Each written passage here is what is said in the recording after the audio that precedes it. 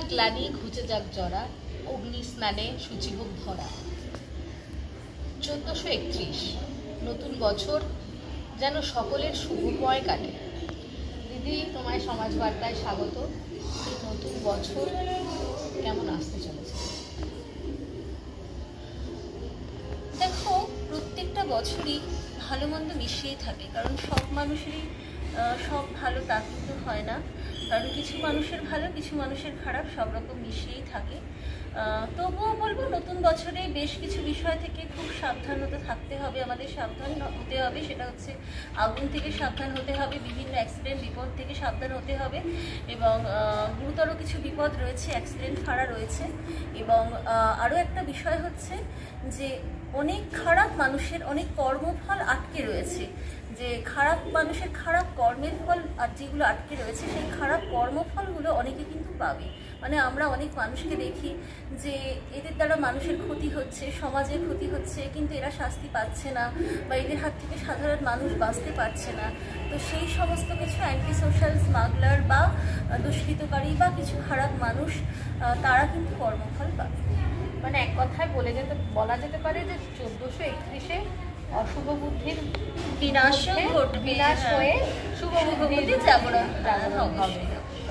আর মন্দিরে পয়লা বৈশাখ কিভাবে পালন করা হয়?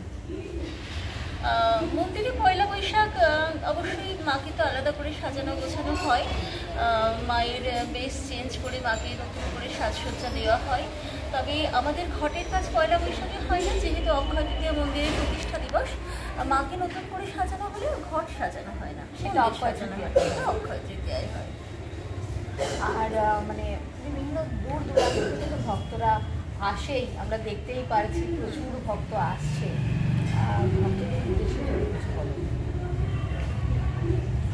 ভক্তদের উদ্দেশ্যে এটাই বলবো যে পয়লা বৈশাখ বছরের প্রথম দিন আমাদের একটা আগেকার বাঙালি সংস্কার ছিল, যে রীতি রেওয়াজ ছিল, যে সেটা হচ্ছে বছরের প্রথম দিন স্নান টান করে নতুন পোশাক পরে গুরুজনদের প্রণাম করা, ঈশ্বরের কাছে প্রণাম করা। তো আমি বলবো আজকের দিনে এই সব মানে ফেসবুক বা আমাদের এই গ্লোবালাইজেশনের যুগে, বিশ্বায়নের যুগে অনেক কিছু আমরা বাঙালি রীতি রেওয়াজ ভুলে গেছি, কিন্তু কিছু কিছু জিনিস অবশ্যই ভালো, সেখান থেকে আমাদের সরে আসা উচিত না।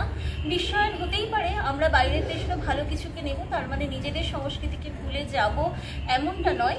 তাই আমি বলবো যে সমস্ত মানুষের উদ্দেশ্যে, আমাদের এখানকার শিষ্য ভক্তদের সবার উদ্দেশ্যে, যে পয়লা বৈশাখ মানে শুধু নতুন পোশাক পরা নয়, অবশ্যই গুরুজনদের প্রণাম করা, তাদের সম্মান জানানো, এবং এরকম কিছু নিজের কাছে নিজের প্রতিজ্ঞা করা যে সারাটা বছর যেন প্রত্যেকটা মানুষকে সম্মান দিতে পারি, কারণ অন্যকে সম্মান দিলে আমরা কিন্তু নিজেরাও সম্মান ফেরত পাবো, এবং ভালো কর্ম করা অবশ্যই।